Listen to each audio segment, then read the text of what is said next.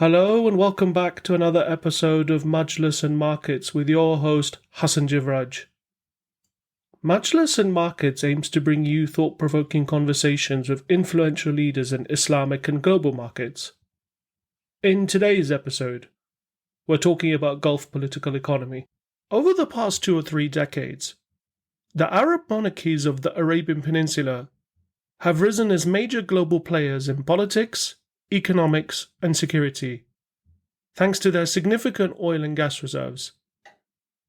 Using their wealth, these Gulf states wield influence in energy markets and global investments. Furthermore, hosting events like the 2022 World Cup in Qatar and the COP28 discussions in Dubai has drawn international attention. To understand the dynamics within each state, we're joined by Christian Coates Orickson, a Gulf affairs expert at Rice University's Baker Institute. With his expertise in the region's history, political economy, and international relations, Christian shares with us his insights on Gulf states' shifting political economies to broader economic challenges. Christian Orickson, welcome to Majlis and Markets. Good to have you here. Yeah, thanks for having me. Christian, you've got like a very interesting background. I'm really actually honored to speak to you because I think when we spoke offline, I used your material when I was doing my master's studies way back when, over a decade ago, and it was really helpful to me. And your analysis was really helpful back then and even today. But before we get into like the Gulf and Gulf political economy, could you give me your background story and how you got into the Gulf?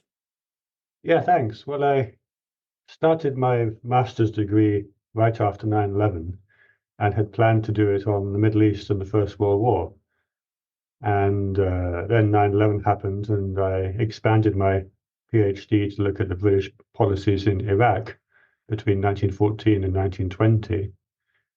Finished my PhD in 2005, was looking for a job, and saw something at the Gulf Center for Strategic Studies, which was based in London, had offices in Bahrain and in Cairo, and had been going for about 20 years, and worked there for 2 years. And that was my introduction to the Gulf between 2006 and 2008, and really working in London at a time when the Iraq War was at its worst.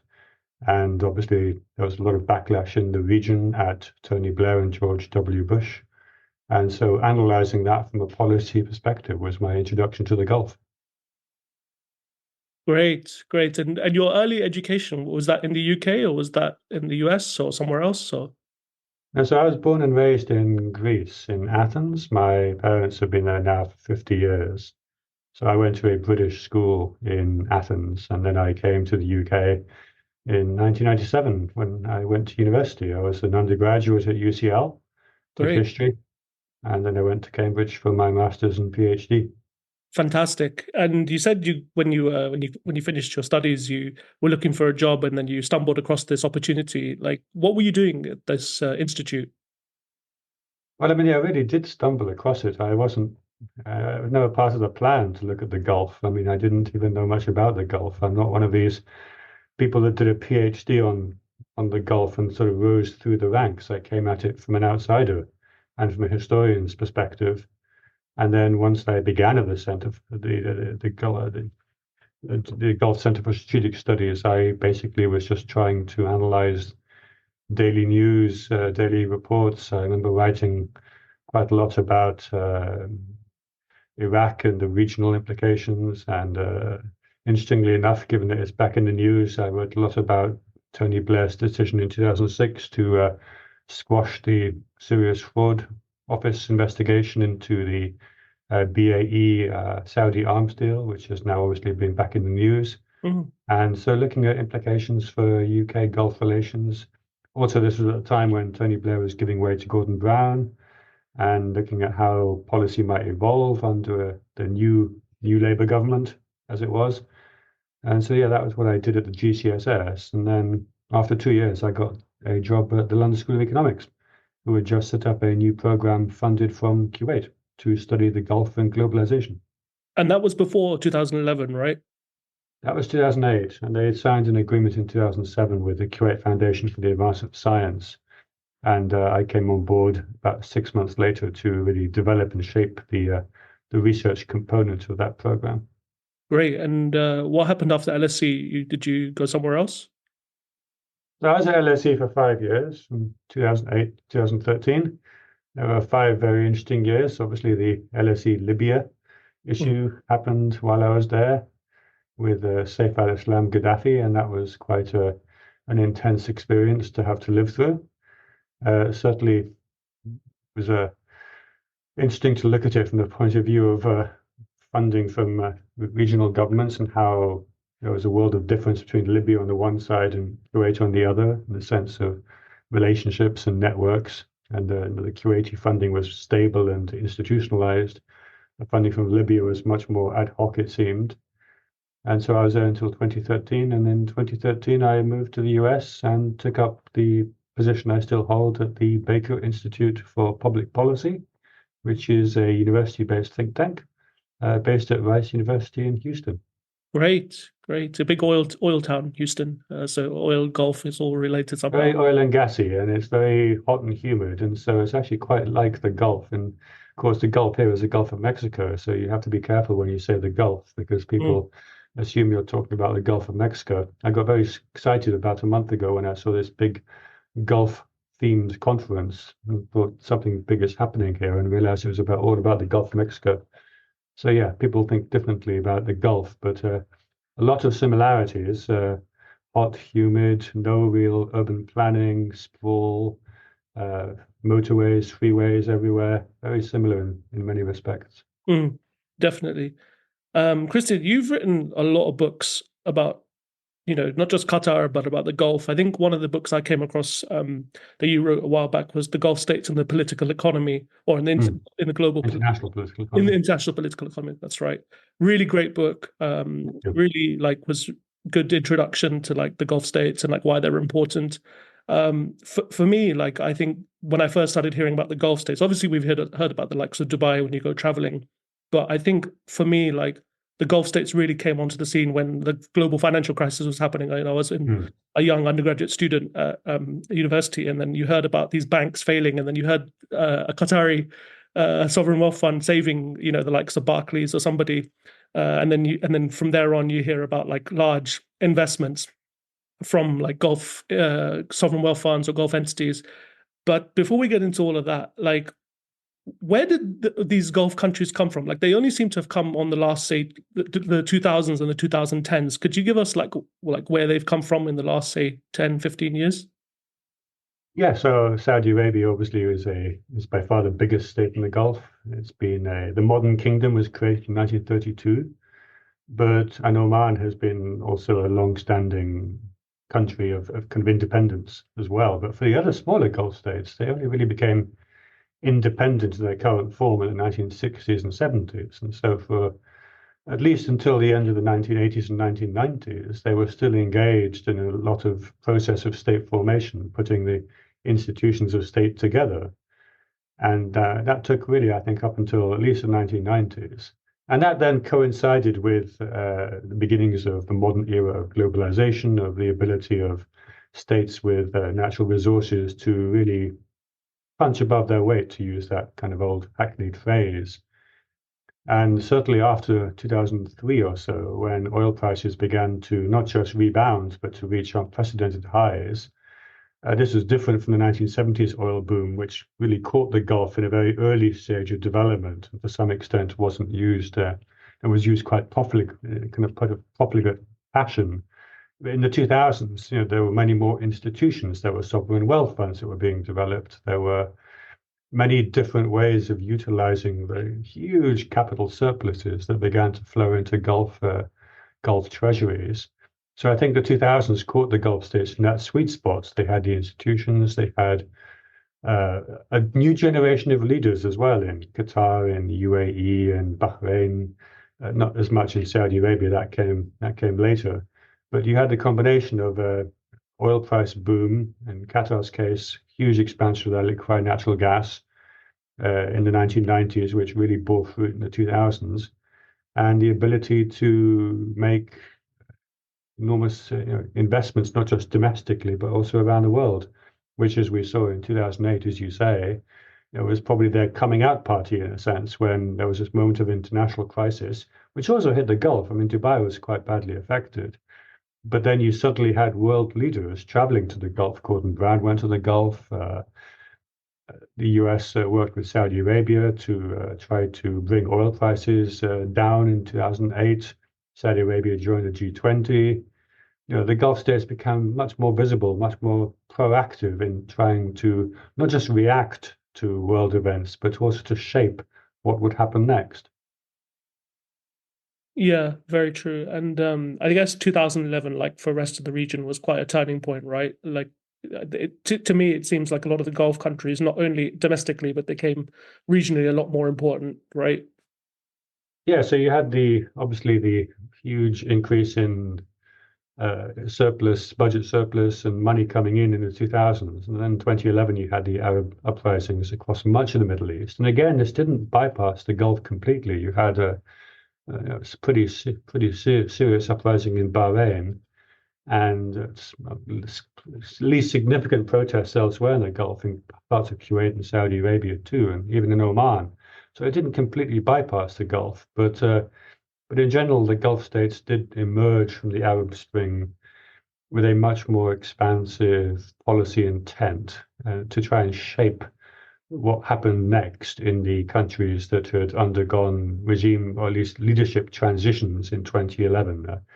And I think part of the challenge for the Gulf and for the Middle East more generally is that they didn't always put in the same direction. So we saw a very fierce competition develop between Qatar on the one side and Saudi Arabia, the UAE on the other side, in terms of backing different sides in Egypt, in Libya, to some extent in Syria, which laid the seeds for a lot of that geopolitical confrontation that really marked the 2010s, that period from 2011 right up until the pandemic in 2020, which is one of kind of intense rivalries in the Gulf, which took on regional dimensions. But again, kind of was rooted in the fact that the Gulf states were much more assertive, much more kind of regional actors with intent and capability to play that role that they had been able to cultivate over the previous 20 years. Yeah. Before we get into what's happened, say, in the last 8, 10 years, it's fair to say that these six monarchies, Arab monarchies in the Gulf, they're part of an organization called the Gulf Cooperation Council. It's been around since I think 1981. Was the outcome of various political events that happened. Would you say that this bloc why is this bloc important before we get into, like, say, what's happened in the last 5, 10 years? Why is this bloc important? Well, the GCC, the Gulf Cooperation Council, was founded in 1981, as you say, really as a reaction to two events: the revolution in Iran, which then took an Islamic turn in 1980, and Saddam Hussein's invasion of Iran in September 1980, which really exposed the region to revolution and to war. And so the six monarchies on the Arabian Peninsula came together and tried to sort of build a kind of common theme of unity, even though arguably that was elusive in many ways. The GCC could never agree on big ticket issues that would impinge on political sovereignty. There was never any mechanism for pooling sovereignty like you would have in the European Commission, for example, or the European Parliament, some of the European institutions. I mean, at the end of the day, these are six monarchies who don't want to necessarily pool too much with each other, and to some extent see each other as rivals as well as friends. And so it's had its challenges, obviously, over the last 10 years, especially so. And in 1990, when Iraq invaded Kuwait, it wasn't the GCC that came to Kuwait's rescue. It was the US putting together a multinational coalition, which did involve, of course, Saudi Arabia, Qatar, and the other Gulf states. But the Kuwaitis made the call to the US, not to the Saudis in 1990. So the GCC, I think, is important because it obviously it brings together three of the world's biggest oil-producing countries: Saudi Arabia, Kuwait, and the UAE, and one of the world's biggest gas producers, Qatar. So from an energy perspective, it's important. From a security perspective, it's important because the GCC region, the Gulf states, are the more stable parts of the Middle East, especially over the past 2 decades. And then, of course, just because of their neighborhood, their geography, you have Iraq to the north and you have Iran to the east. Mm. And so, especially when the war in Iraq was at its height, US and UK operations were supported by the security and defense relationships and agreements they had in every Gulf state. And that also applies to the war in Afghanistan as well. So they're important for a whole variety of reasons, including, of course, international trade. Would you say that they wanted to be like the European Union? You mentioned the European Commission, but was there any, like I remember writing an essay during my master's degree asking, why can the Gulf Cooperation Council not be an economic union? Mm. There was efforts, I think, in 2003 onwards to, they tried to have a convergence of economic policies, but as you said, I think they had their own interests, and it was very difficult. They tried to do a common currency, which ultimately failed in 2010. I think one of the sticking points, among others, was that they couldn't decide where the central bank was going to be. I think the UAE wanted the central bank to be in their country, whereas Saudi Arabia, the larger economy and the largest member of the GCC, said it was a natural choice for the central bank to be based there. But ultimately, I think they all gave up. So, do you think this idea of Gulf cooperation within the economic sphere was a bit elusive? I mean, they've done a lot on technocratic cooperation, and as you say, they have a customs union and a common market. But of course, as you say, the plan for the Gulf currency, which was supposed to happen in 2010, fell apart.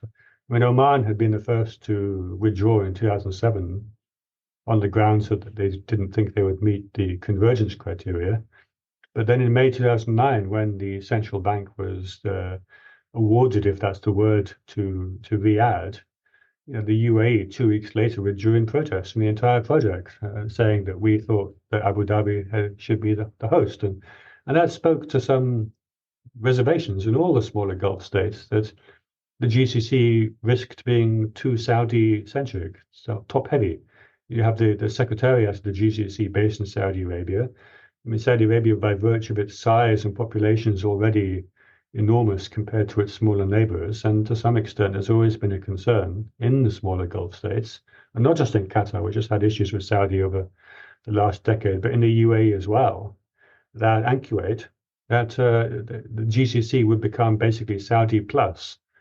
And so what we saw in 2009 was the UAE withdraw from the entire thing, which would be akin to France basically objecting to some European Parliament directive that gave something to Germany, and then the French president just withdrawing France from the entire European, or at least the Euro projects, which again shows that policy making in the Gulf is driven by individuals more than perhaps institutions at times. There's always an uneasy balance between the two, and it would be unthinkable of a French president to just withdraw France from the European, well, from the Euro or from even the European Union. You'd have to go through all sorts of institutional frameworks for that to happen. But in the UAE, it was basically a decision that we're leaving, and they left, and it never happened. And then would you say from 2016 onwards, a lot of the Gulf countries, they had a lot of changes. We had new leaders coming into new positions in the later half of the 2010s. You had Mohammed bin Zayed come in UAE, although he was officially only announced recently in the last couple of years. And then you had Mohammed bin Salman in Saudi Arabia, whose rise only came probably after 2017. Would you say these changes made them more inward looking rather than, say, regional cooperation? That's interesting. My very first day working here at the Baker Institute was the day that Sheikh Hamad in Qatar handed power to Sheikh Tamim, who was then 33 years old. And that was in 2013. And we're now just over, still less than 11 years further on. And Emir Tamim is now the second longest serving Gulf head of state after the King of Bahrain. So that shows how quickly there has been that process of change. I remember seeing in 2010 a 52-page document about Saudi succession that was trying to map out potential pathways for next generation transitions in Saudi Arabia. And this little unknown figure, Mohammed bin Salman, was given 3 lines on page 45. That's how unknown he was at that time. And even then, he was, I think, the sixth son of Salman, who was at that time probably the fourth in line behind his King Abdullah, and then Sultan and Nayef. And so he's come from almost nowhere. And the Gulf has been reshaped by these figures, really. It's been quite remarkable. And I remember giving a talk in Japan in 2017, where I'd previously been to the same entity in 2012. And my 2017 talk, it was on Saudi Arabia. And I began by saying, when I was here in 2012, if I had told you that within 5 years, Saudi Arabia would have a 29-year-old crown prince and a 28-year-old ambassador to the US, you would have thought I was crazy, and you would probably have just never listened to me again after that. And this is what's happened. That's how quickly things changed. But of course, as things did change, maybe more headstrong leaderships focusing more on national and domestic priorities, and perhaps lacking their father's kind of experience of having lived through the formation of the GCC. They saw less utility perhaps in working together and began to work at cross purposes. And we saw that at least in the 2010s, especially after 2015 with Mohammed Salman, Mohammed bin Zayed, and then obviously the Qatar issue as well. And just one thing on Mohammed bin Salman and Mohammed bin Zayed, I mean, they're often seen as being these two peas in a pod, but I mean, they're not part of the same generation. Mohammed bin Zayed is 62 years old, and Mohammed Salman is 38. Mohammed bin Zayed could be his father, and to some extent, that was the initial relationship. It was almost like a father figure mentoring a younger, rising generation. And I think perhaps that was part of the early attraction, that Mohammed bin Zayed saw someone who reminded him of himself, someone who was able to think big and was kind of not afraid of breaking things to do things. Of course, that then led to many challenges and problems down the line. But yeah, I mean, certainly their rise did really reshape Gulf politics in ways that perhaps few people had expected up until, say, 2010. Yeah, and it seems also the economic development in a lot of the Gulf countries, you had Mohammed bin Salman, who did, or who's doing Saudi Vision 2030. I mean, the political economy to me seems to be the biggest interesting shift in Saudi Arabia since he's come on the scene. How big of a shift was this in the political economy for Saudi? Well, I think Vision 2030 is enormous in terms of its ambition, its scale, what they are trying to achieve. It's not necessarily unique or new. I mean, the Saudis have always had these visions and plans. They're 5-year visions, a 5-year development plan since 1970. They announced a vision in 2005, which was supposed to be realized by 2024, which is this year, which involved the 6 major economic cities, which have really not developed as planned. And so, to some extent, this is going back to what's been tried before. I think the difference now is that the state decision-making apparatus is so concentrated in one man, in Mohammed bin Salman, that they're driving it forward with a political will that wasn't perhaps seen in the past. And one of the problems with the economic cities that were announced by King Abdullah in the mid-2000s was that they didn't necessarily have the buy-in of the entire Saudi state, because you still had key ministries controlled by powerful princes who have been in position for decades, who didn't fully support and buy into the project. Now that has all fallen away. Mohammed bin Salman controls investment policy through the Public Investment Fund. He controls energy policy through Saudi Aramco. He has his brother as the minister, his half-brother as Minister of Energy, Prince Abdulaziz. All the levers of power are now pointing in the same direction. And that's certainly given this vision, at least, more of a chance to be pushed through. We are, of course, now closer to 2030 than we are to 2016 when the vision was announced. And so I think we're now getting into the delivery, or at least the beginning of the phase where the projects will have to move off the drawing board and start to be delivered, what Alex Ferguson might call squeaky bum time. But I mean, this is now the sort of, we're beginning to move into that phase where the vision will have to become some form of reality. Although I think that the awarding of the World Cup to Saudi Arabia in 2034 is actually, I mean, apart from being a big event in and of itself, is probably also quite useful for the Saudis because it then extends the time horizon for a lot of things by another 4 years. So if things aren't quite ready for 2030, they can say, well, it's all part of the World Cup preparations, because I think for the scale of what they're trying to do, they simply won't have everything ready by 2030, at least in the shape of what has been promised in the presentations of NEOM, the line, and some of the other projects. So they now have a further 4 year period where they can perhaps push things back a bit, which I think is quite realistic in terms of helping them to be more realistic in moving forward. With Saudi Arabia, do you think there's a over involvement of, say, the public investment fund? Because to me, although there is economic activity, a lot of this seems to be driven by the PIF and other state entities rather than, say, an organic economic activity. Would you say that's a risk to the Saudi economy longer term? I think it is a risk, and I think a lot of the giga projects, when they were announced, there was an assumption, or at least a hope, or an expectation perhaps, that a lot of the funding would be from foreign investment coming in.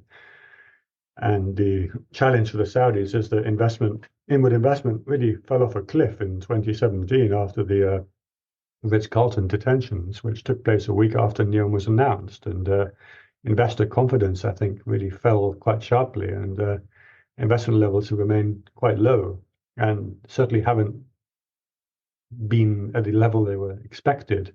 And so what has happened is that the Saudis have been funding the projects themselves through the PIF and its subsidiaries.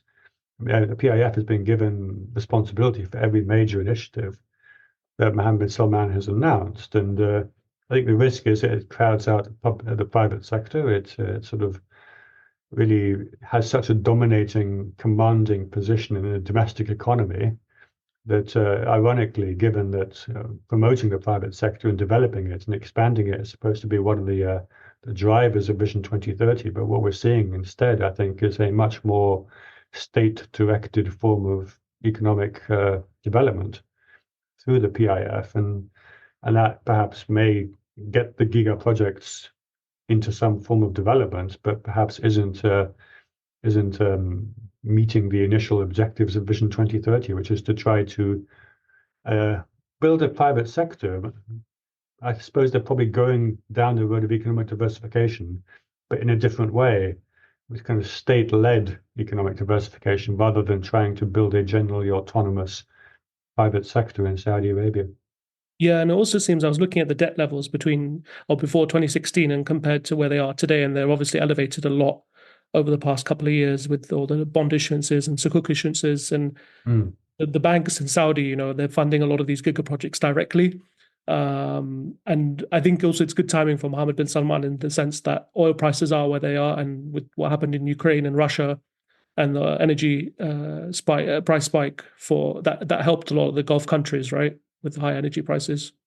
It did massively. I mean, Mohammed bin Salman famously said in 2016, he gave an interview to Al Arabiya television the day that Vision 2030 was announced, and he said that I think in 2020 we can live without oil, but actually he's now in a position as pretty much the opposite, where because investment hasn't been as high as they'd hoped, they are almost reliant on a oil price at a certain level to generate the revenues that can help fund the projects. And we've seen that in terms of Saudi oil policy and OPEC Plus, especially coordinating with Russia over the past several years to ensure that prices remain at a sort of $80-90 barrel range, even causing degrees of friction with the US. And as you say, the Russian full-scale invasion of Ukraine was really something that, well, I mean, obviously the energy dimension has enormously helped the Saudi economy, as it has other Gulf economies,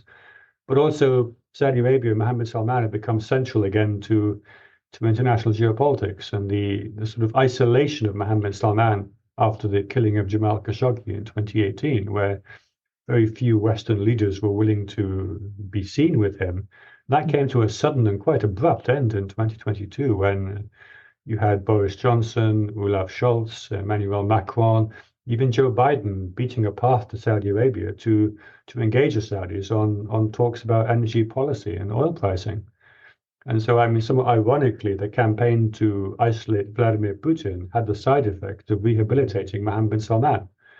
And he's now seen as another sort of, again, kind of reclaiming his position on the, well, certainly on the regional stage, but also on the world stage as a figure that is indispensable to talks about what happens next. And that would have been very difficult to imagine in 2019 after Khashoggi's killing, and in 2020 when, with a pandemic, oil prices had collapsed. And so there is now this second wind coursing through not just the region, but also international geopolitics, which is favorable to the Saudis and has come, as you say, at the right time, given that we're now moving towards the business end of Vision 2030.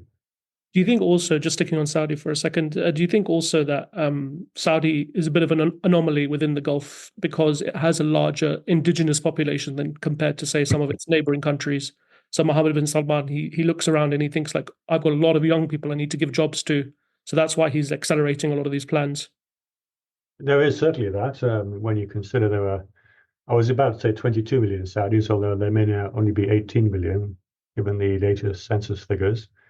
But certainly there are many, many millions more Saudi citizens to have to provide jobs and sustainable livelihoods for than, say, 300,000 Qataris, less than a million Emiratis, Kuwaitis, and Bahrainis as well. And so that does generate different domestic pressures for the Saudis that you don't really have in the other smaller Gulf states. And I mean, part of Mohammed bin Salman's appeal, I think, for many people in Saudi Arabia, especially many of the young Saudis who are the majority of the population, I think they finally see someone who looks like them, talks like them, is a fellow millennial, presumably understands what it's like to be growing up in the 21st century, albeit that his experience is vastly different from theirs in terms of wealth and privilege. But I think perhaps there was a feeling that when the leaders were in their 80s and 90s, and of course King Salman, that includes the King Salman, there was a feeling perhaps that there was a gap between kind of a gerontocracy that was getting older and a population that was getting younger. And with Mohammed bin Salman, I think there's at least an acknowledgement that that gap has now been addressed in Saudi Arabia, also to some extent in Qatar and the UAE as well. When we look at the UAE, for example, what are your thoughts on the economic developments? Obviously, it's a country of 7 emirates, so they're all distinct and they all have their own idiosyncratic stories. But on a national level, what do you think of the UAE's economic development so far? I think the biggest compliment for the UAE is that the Saudis are trying to do what the UAE has already done 20, 25 years ago in terms of trying to diversify, not necessarily build completely post-oil or non-oil economies, but certainly move into areas like entertainment, transport, tourism, being a hub, being logistics hubs, developing kind of significant first mover advantages, which now is what Vision 2030 and the Giga project in Saudi Arabia are trying to move into. But the UAE is already there. They've already done this. And I mean, Dubai is interesting because Dubai really, I mean, it had oil, but its oil production peaked in 1991. And already by 2000, I think, had fallen to less than half of its 1991 level. So Dubai really had the impetus, the need to diversify first. And so that's why they have that first mover advantage. They began doing what Mohammed Salman is doing now in the mid 1990s. Of course, when push came to shove in 2008 and liquidity dried up and the financial crisis hit, and suddenly there were questions being raised about the sovereign relationship of some of the Dubai funds to the government. Dubai then had to be supported by its oil-rich neighbor, somewhat ironically, Abu Dhabi, given that the poster child for diversification was effectively supported by the oil-rich neighbor next door. But I think the UAE has built much more sustainable enclaves. And I think the UAE today is probably looking to the next 30 or 40 years. This sort of fourth industrial revolution is sort of what next with AI and with clean tech and the transition, energy transition. I think they're really looking now to see how they can lock in that gain and sort of move into the next phase of economic development, which will take us to mid-century and probably beyond. One thing that I find interesting about the UAE is that they've signed probably over the last 3 or 4 years, a lot of their own bilateral free trade agreements with countries, including Israel, Turkey, Indonesia, and some African countries, and also in Latin America as well. I think they're negotiating quite a few, like with Philippines and Malaysia. But they're doing this despite being a member of the GCC, even though the GCC itself is negotiating free trade agreements. I mean, what are your thoughts on the UAE doing this? I think part of the problem for the GCC has always been that individual countries have often preferred to act bilaterally. The GCC was very much hoping to have a free trade agreement with the US, and of course Bahrain then cut and ran in 2004, and Oman in 2007. Certainly the Bahraini decision caused huge anger in Saudi Arabia, which we've accused the Bahrainis of basically doing their own thing. And I think we see the UAE to some extent doing the same. I think we see governments or leaders in the Gulf putting their own national interests first, which perhaps is what all leaders do anyway. But certainly I think it's very pronounced in the UAE, and maybe comes against the backdrop of increased, not tension, but perhaps just competitive rivalry between the UAE and Saudi Arabia going forward. But certainly we see the Emirati leadership putting their own interests first as they strike these deals around the world. Yeah, and it seems that Saudi is doing like a little tit for tat. I don't know if you saw this thing where Saudi passed a decree, I think a couple of years ago, saying that all foreign headquarters of companies had to be based onshore in the kingdom in order to do business with that. It seems quite interesting that they're taking this route. Yeah, and in 2021 there was a short but sharp spat at an OPEC Plus summit, and there was also a sudden determination in Saudi Arabia that goods that were produced in free zones wouldn't be exempt from a GCC tariff, which of course was aimed primarily at the UAE, given the number of free zones. So there's always been this element of maybe kind of rivalry under the surface, which could come out at any point, as we saw in 2009 with the common currency. I mean, the UAE and Saudi Arabia ultimately are two very sort of ambitious leaderships that to some extent are competing in the same space. And the UAE, I think, certainly is trying to preserve its head start, and we've seen that in some of the regulations in the UAE, which have eased restrictions on alcohol and on people who aren't married cohabiting, and golden visas, and kind of Casino as well. Casinos coming. Yeah, exactly. And they're trying to preserve their first kind of leadership, in the sense that the threat, not threat, but the competitive challenge from Saudi Arabia is now so much greater that they need to up their game, and they are. They're not standing still. And so I think we probably expect to see quite a lot more of this going forward.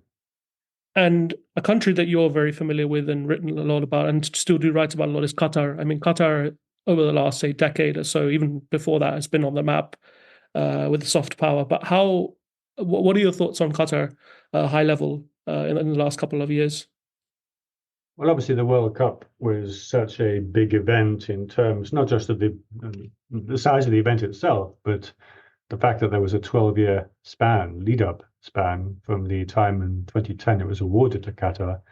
And I mean, it took so much attention for 12 years. The focus was so much on 2022 that, I mean, it took up a lot of bandwidth, and now 2022 has come and gone. I mean, from a football perspective, it was a huge success. I mean, in terms of the quality of the tournament, obviously, on the Qatari point of view, there was a lot of kind of Western negativity, which I think proves the point that you can engage, but certainly, a lot of critics who talk about sports washing assume that you can sort of just do it without any backlash. But arguably, in the Qatari case, a lot of people know a lot more now about the kafala system and workers' issues in Qatar than they would have done had Qatar not gone for the World Cup. So sports washing allegations can go both ways. So from a Qatari perspective, it was a lot of negativity around some of the Western coverage of the World Cup. But in other issues, the Qataris have performed extremely well in terms of facilitating the US withdrawal from Afghanistan in 2021, which resulted in the major non-NATO ally status being bestowed on them by Joe Biden in 2022. We now see Qatar at the center of a lot of the mediation attempts to try to resolve the situation in Gaza, which again is bringing a degree of backlash by those in Israel who perhaps don't want the situation to be resolved or who want to continue pummeling Hamas into oblivion. So there's an element of risk there. We see Qatar expanding its gas production in, well, more 2 phases initially from 2025 and 27, but now expanding the expansion as well, actually. And so this was announced in 2017, and I think nobody even knew then, of course, with the Ukraine invasion, that gas and that would become so geostrategic in nature.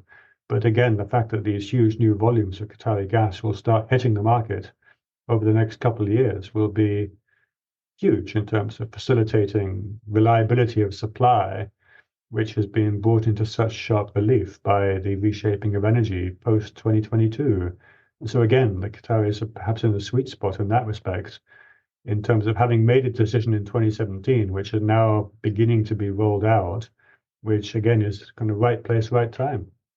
And in parallel, they did that when the other Gulf countries, led by Saudi Arabia and the UAE, boycotted them, right?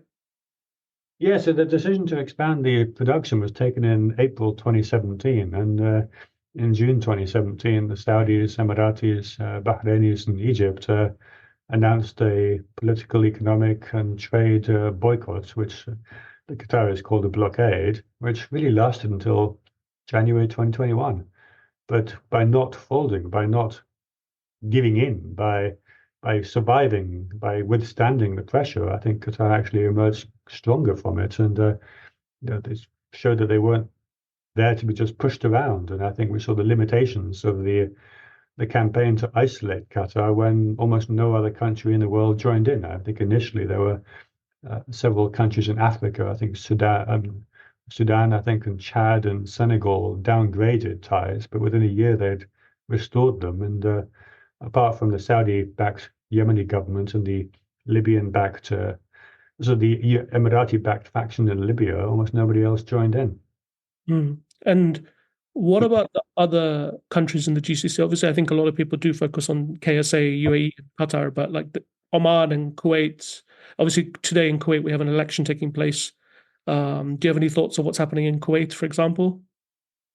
Yeah, I think Kuwait's in a difficult position. The leaderships are Saudi style. They're going from brother to brother, getting older and older.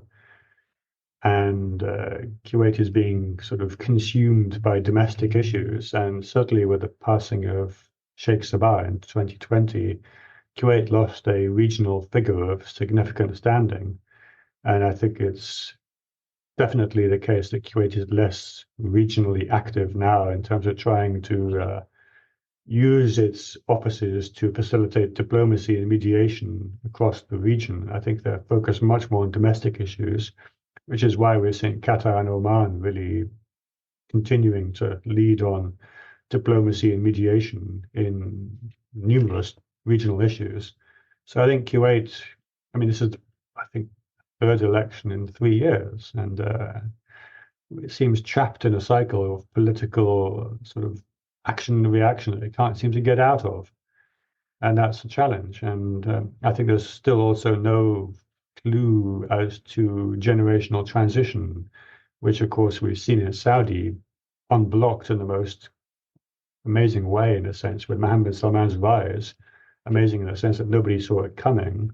But that hasn't happened in Kuwait, and it's been now 3 months, and the new emir still hasn't named a crown prince, which could indicate that there's a lot of, or at least a lack of consensus within the family as to what happens next. And I think everyone is waiting to see how the Kuwaiti ruling family will navigate towards a new generation of leaders once they simply run out of brothers at this generation, as the Saudis have done with Salman being the last of the sons of King Abdulaziz. With your latest book, we'll get onto that in a bit, but one thing I was interested in learning about is that I've been to Kuwait myself several times, and it's a very fascinating place. But the bureaucracy and the institutional still seems to me is still stuck back before the 1991 invasion of Iraq. Iraq invaded them. But it seems to like we had Dr. Isama Tawari on our second episode, and he gave us like a really good insight into Kuwait and how the Kuwaiti system works. And to me, it seems like policy making just gets bogged down in the parliament. They try and propose, like for example, the big contentious one is the debt law, where they issued their first international sovereign bond in 2017.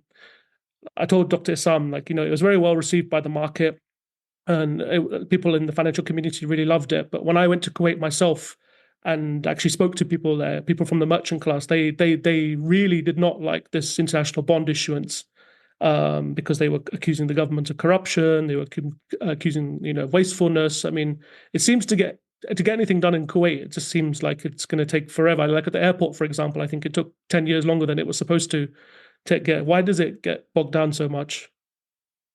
Yeah, I mean, I went to Kuwait in 2010 with a team from LSE and others who were. And you had to go to the departures to pick up your visa, right? Yeah, we did, and I Yeah. mean, luckily I'd been there before, so I knew what to do. They were quite confused, and this is a team of consultants from London who were working on a report on Kuwait and the knowledge economy, and they had 3 or 4 days of interviews and meetings in Kuwait. Were very enthusiastic about the possibilities, and then they flew back. And for some reason, they flew via Dubai on Emirates. And back in London, having seen Kuwait airport and then having seen Dubai's airport, they had somewhat revised to their view of Kuwait, which was quite interesting. But by comparison, of course, it is seen to be lagging behind some of its neighbours. And the problem for Kuwait is that this is lagging behind in a region that is moving very, very quickly forward. So, I mean, standing still is not an option when the people around you are sprinting ahead. And as you say, I think the issue of political contestation is something unique to Kuwait and the Gulf in the sense that the parliament can block things, it can make things difficult. It's populist because there are no political, or at least no formal political parties. So individual MPs represent their constituents and they want to try to ensure that they back policies or oppose policies that would be in the interest of the people that vote them in or potentially vote them out. And so this populist streak in Kuwaiti politics has really been something they haven't been able to overcome. And so on issues like the debt law or on issues of economic issues where there isn't kind of that relationship between the government and parliament where the government isn't drawn from parliament and cannot necessarily rely on parliamentary support, that continued to be an issue for Kuwait, which they don't seem to have found a way of trying to address. Yeah, it just seems like with all that oil wealth, Kuwait and one of the oldest, or probably one of the oldest sovereign wealth I think it is the oldest. Yeah. Well, at least the sovereign wealth fund, the Kuwait Investment Office in London in 1952. Yeah, exactly. So you'd think with all these and there's no shortage of human capital from Kuwait. I mean, I don't know when was the last time you went to Kuwait, but I went there in 2018, and just to see the number of women working in high level positions in Kuwait, it was quite. Kuwait has a lot of advantages, huge numbers of advantages, and I think there's probably a lot of frustration as to why it just keeps getting sort of trapped in a cycle of political paralysis. And I think the new Emir, Sheikh Mishael, it was interesting in 2022 when there was another election. He actually went on television and gave a speech saying, things have to change. This can't go on. The status quo is unsustainable. And now he's the emir. And I think a lot of people are thinking, well, what will happen next now that he's in charge? But of course, he's himself almost 84 years old. And so, I mean, that might be part of the challenge. If we just look at Oman obviously has been through a lot in the last 4 years. And to me, Oman seems to be doing the most to, improve its fiscal position. Do you have any thoughts on how things have gone under the new Sultan in Oman? Yeah, so obviously Sultan Haytham had a baptism of fire in a sense. I mean, it was always going to be very difficult to replace Sultan Qaboos because Qaboos had been the personification of Oman's post-1970 development. He took power in 1970 and really Oman developed with him. So moving beyond him was always going to be difficult, even without a global pandemic hitting within a month of Haytham becoming Sultan. But since 2021, especially with the rise in oil and gas prices, oil prices especially. I think the Omanis have been able to push through a number of economic reforms. We still haven't had the income tax, as far as I can see, which looks like it will be a casualty. But there seems to be a political will in Oman that wasn't necessarily there in the final few years of Sultan Qaboos's life, that political will that things do need to change. They do need to find a way of moving towards a more representative economic landscape. And then they seem to have been pushing things through in terms of investment and energy policy as well, which has been quite interesting to watch. So I think Oman is a success story in the Gulf over the past few years. Although actually what's been quite interesting with Gaza, Omanis have been extremely vocal in their condemnation of what has been happening, including the foreign minister who's been quite outspoken, and that's quite a difference from Oman's traditionally very reserved approach. And so I think Oman's a good barometer of just how strong feelings are about what's happening in Gaza, because Omanis traditionally are very careful in how they express themselves, and this has been quite striking to see. And Bahrain, which is the smallest, I think, of all Gulf states, in terms of its weight and economics, do you have any high level thoughts on Bahrain's economic? Because it seems to me like Bahrain has taken a lot of Saudi support, and it seems to have improved its finances from a credit perspective. But do you have any thoughts on the structural issues there? Well, not just Saudi support. Traditionally, it was always Saudi support, but now UAE support as well. And it's interesting that there's a lot more Emirati support in Bahrain as well. It's not just Saudi. I mean, we are now 13 years after 2011, and to some extent, some of the wounds of 2011 have healed. I mean, they haven't been addressed completely. There's still a lot of systemic issues that are ongoing. But I think it's the last few years have shown, especially since the Crown Prince became Prime Minister, since the passing of the previous Prime Minister in 2020, that we are seeing perhaps a post-2011 Bahrain taking shape, where you now once again have greater representation of Shia in senior positions, and people are less perhaps looking at the legacy of 2011, which was so divisive for so long. So to some extent, my sense is that Bahrain's been able to move forward over the past few years, albeit that major new gas find, which was announced in 2018, from conversations I've had here in Houston with, I think, certainly with some engineers and some geologists, they don't have much hope that they'll ever get much recoverable gas at competitive prices. It's very, very difficult, very challenging field, and so perhaps Bahrain will not become the next Qatar in terms of gas, which at the time of the announcement in 2018, people were getting quite excited that this could really be a game changer, and it seems perhaps it won't be. Yeah, and also it seems that Bahrain, before this whole opening of Saudi, used to be the gateway to Saudi for foreigners. Do you think they need their economic diversification? They need to look beyond Saudi Arabia?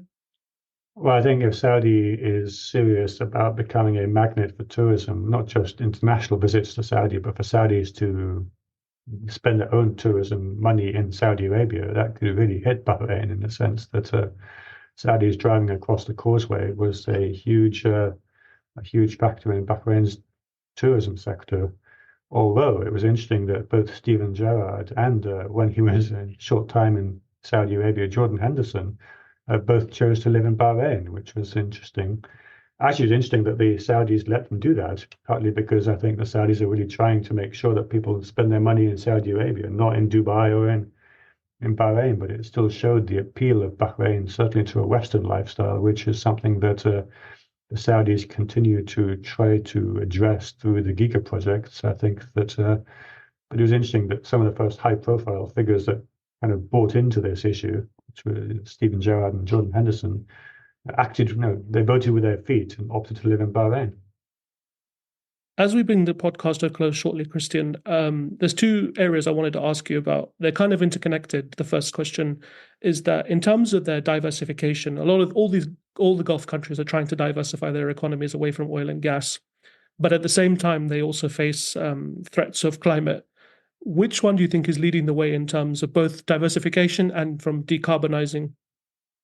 Well, it was interesting at COP28 in Dubai. The talk was all about phasing down, and all the figures there were talking about we need to take the transition seriously. But here in Houston 2 weeks ago, there was a big energy conference, CERAWeek, which takes place every year. It's basically an oil and gas summit. And the head of Saudi Aramco basically came and said, no, forget it, the transition is overhyped and oil is here to stay. I mean, the message in Houston was very different from the message in Dubai at COP. And so I think the Saudis and others are basically thinking that there will still be a demand for oil and gas well into mid-century. Having said that, challenge, especially with someone like Mohammed bin Salman, is that climate change will happen on his watch. There are all these various studies, I think, that all seem to indicate that by 2070 there will be a tipping point of some sort, and that the large parts of the Arabian Peninsula will be too dangerously hot for human habitation. And for most of us, 2070 is probably something we'll never see, and certainly from leadership's point of view. King Salman won't be here in 2070. Joe Biden won't be here in 2070. We're probably 10 US presidents away from 2070. But Mohammed bin Salman will be his father's age in 2070. He has to get it right.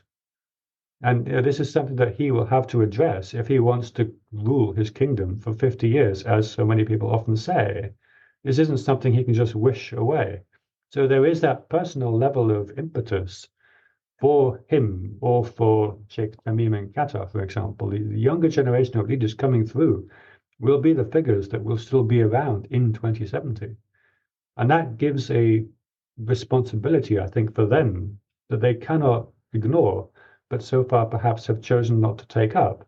I mean, we see the UAE having a 2071 centenary plan already, but what happens if in 2071 it's basically too hot to live safely and comfortably in the Emirates or anywhere in the Gulf? This is part of the challenge. Already, I think the next round of Hajj in the summer, which is in the 2040s, could be dangerous for people doing Hajj in terms of being outdoors. So how does that play into Saudi Arabia's position in the Islamic world? So I think these are all issues that are going to hit. And because of the youthful age of some of the leaderships now in the Gulf, it will hit them. It won't hit King Salman. It will certainly hit Mohammed bin Salman as he ages, if he still wants to be king in 40 years from now.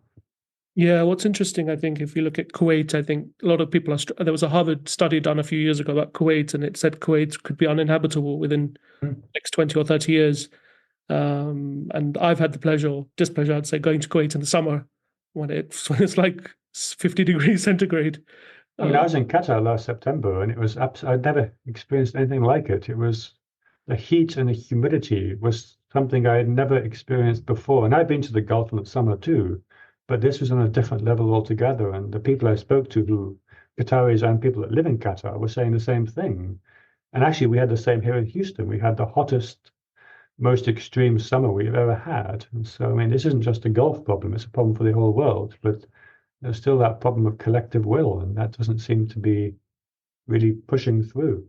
Yeah, and it seems like countries like the UAE and others are deploying the cash for like solar projects, but to get to like the heart of the problem with like oil emission or carbon emission from these industries, they're not willing to really go the extra distance.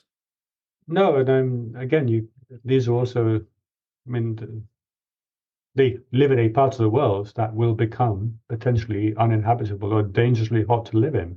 And that can't be changed, it seems. And so, I mean, this is going to be the problem that you cannot ignore. And it will become more and more extreme as I think we go further on. Yeah, I agree.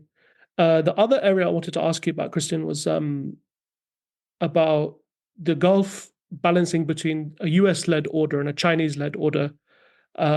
We saw earlier in the year or late last year that the BRICS, which is obviously led by China and India, Russia and South Africa, invited a bunch of countries to join the BRICS. And, the UAE was quick, I think, or keen to join quickly. And then Saudi, there was some confusion whether they did join or not, but it appears that they have joined. Why do you think, all of the countries in the Gulf are primarily US allies? But I would say over the last couple of years, since probably the Biden administration, a lot of the Gulf countries, Saudi Arabia, UAE, are looking to hedge their relationships with the US. They've made deals, like obviously with the UAE's made deals, and Bahrain made a deal with Israel. Saudi Arabia signed a deal with Iran. I think all the other countries have also, Turkey did a rapprochement recently with UAE and Saudi. What are your thoughts on the changing geopolitical scene? Well, it's not just with the Biden administration. From a perspective in the Gulf, they see at least three administrations, Obama, Trump, and Biden, as casting doubt as to the reliability of the US and a long-term partner. Even potentially with the Bush administration, with Saudi anger, especially at the way that the Iraq invasion was mishandled, and in their view, opened a door to Iranian influence across the Middle East. And Obama's support for the toppling of Mubarak, and then his decision to cut the Gulf states out from negotiations with Iran over the nuclear program. Trump initially supporting Saudi and UAE over Qatar, but then doing nothing when Saudi and UAE were attacked in 2019. And then, of course, Biden, with his policy of withdrawing from Afghanistan, kind of caused shockwaves and abandoning a local partner in the way that he did. So it's been interesting that even the image of the US re-engaging over Ukraine with international partners and allies hasn't brought any boost to his position in the Gulf. And instead, we see the Gulf states, especially Saudi Arabia, UAE, doing their own thing, almost moving into an unaligned foreign policy, which is very different from the very solidly pro-Western policies that we saw in the Cold War in the 20th century. And especially with Russia, Ukraine, all the Gulf states to some extent saying, well, this is not our fight. This is not our war. This is the great power competition and strategic rivalry at the global level between the US and China, the US and Russia, isn't our issue. And of course, a lot of the oil and gas in the Gulf, a lot of the economic relationships now go east to Asia, to China, to others. So from a Gulf point of view, they're not going to pick sides, and they don't see that they have to pick sides. This is not their issue. We've seen that with Dubai, especially welcoming Russians fleeing Western jurisdictions. We've seen the relationship with China deepening over the past few years, creating some friction with the US, of course. And it's ironic in a sense that one of the issues with Obama that the Gulf states really seized on was the pivot to Asia. It was a kind of the notion that somehow the US was moving away from the Middle East and losing interest. Even though it was actually a pivot away from Europe, it wasn't a pivot away from the Middle East. But it's ironic in a way, just because the Gulf states themselves are pivoting to Asia. They've already made that pivot. Economic and energy relationships are basically going east, not west.